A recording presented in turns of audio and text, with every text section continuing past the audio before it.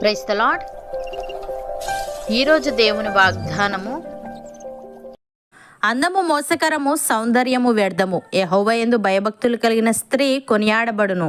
సామెతల గ్రంథము 31వ అధ్యాయము 30వ వచనము.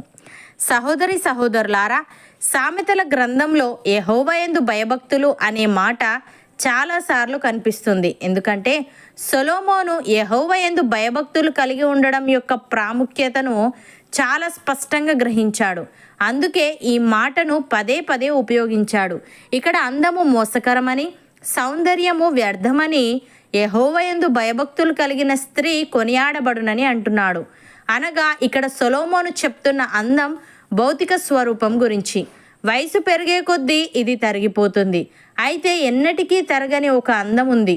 అదే ఆధ్యాత్మిక సౌందర్యం.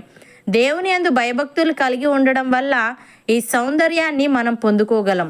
దేవుని సరిగ్గా అనుసరించడం ద్వారా ప్రతి ఒక్కరూ ఆత్మీయంగా మరింత అందంగా అవ్వగలరు. ఈ విషయాన్ని గ్రహించిన పేతురు స్త్రీలకు మంచి సలహాలు ఇచ్చాడు. జడలు అల్లుకొనుటయు, బంగారు నగలు పెట్టుకొనుటయు, వస్త్రములు ధరించుకొనుటయు నన్ను వెలుపటి అలంకారము మీకు అలంకారముగా ఉండక, సాధువైనట్టియు మృదువైనట్టియునైన గుణమును అక్షయాలంకారము గల మీ హృదయపు అంతరంగ స్వభావము మీకు అలంకారముగా ఉండవలనని, అది దేవుని దృష్టికి మిగుల విలువగలదని తెలియజేశాడు.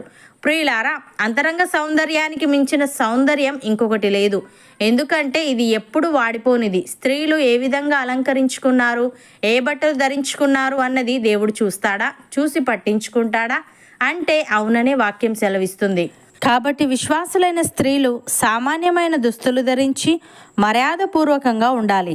అందరి దృష్టి తమ వైపు మళ్ళే విధంగానూ, మగవారిని ఆకర్షించే విధంగానూ ఉండడానికి ప్రయత్నించకూడదు. భక్తుడు ఈ విధంగా అంటున్నాడు, స్త్రీలారా, మీరు మీ స్వపురుషులకు లోబడి ఉండుడి. అందువలన వారిలో ఎవరైనను వాక్యమునకు అవిధేయులైతే వారు భయముతో కూడిన మీ పవిత్ర ప్రవర్తన చూచి వాక్యము లేకుండానే తమ భార్యల నడవడి వలన రాబట్టబడవచ్చును. జడలు అల్లుకొనుటయు, బంగారు నగలు పెట్టుకొనుటయు, వస్త్రములు ధరించుకొనుటయు నన్ను వెలుపటి అలంకారము మీకు అలంకారముగా నుండక, సాధువైనట్టియు మృదువైనట్టియునైన గుణమును అక్షయాలంకారము గల మీ హృదయపు అంతరంగ స్వభావము మీకు అలంకారముగా ఉండవలెను. అది దేవుని దృష్టికి మిగుల విలువగలది.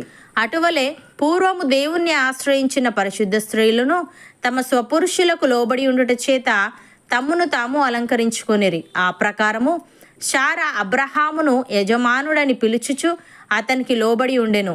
మీరును యోగ్యముగా నడుచుకొనుచు ఏ భయమునకు బెదరకయున్న ఎడల ఆమెకు పిల్లలగుదురు అని. ప్రియులారా, మన ప్రభువగు యేసుక్రీస్తు తండ్రి అయిన దేవుడు స్తుతింపబడునుగాక.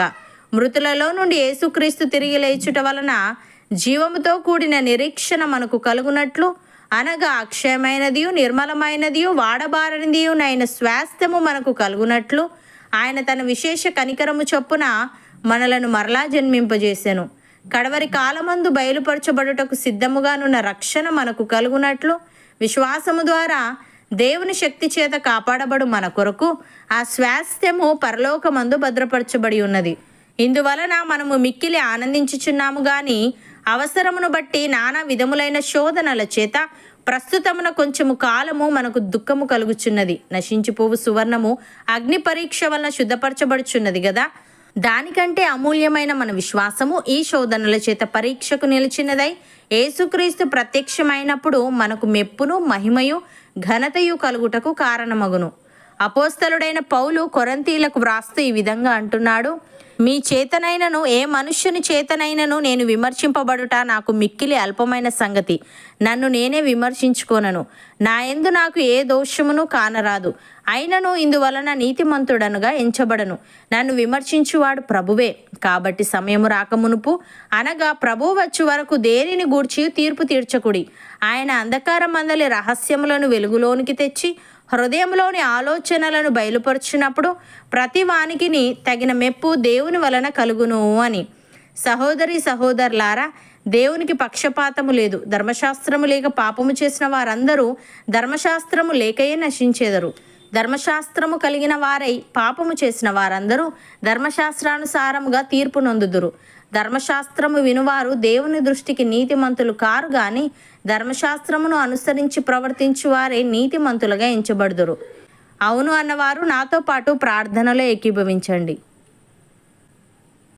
పరిశుద్ధుడా, ప్రేమగల తండ్రి, అందము మోసకరమని సౌందర్యము వ్యర్థమని నీ యందు భయభక్తులు కలిగిన స్త్రీ కొనియాడబడునని నీవు తెలియజేశావు.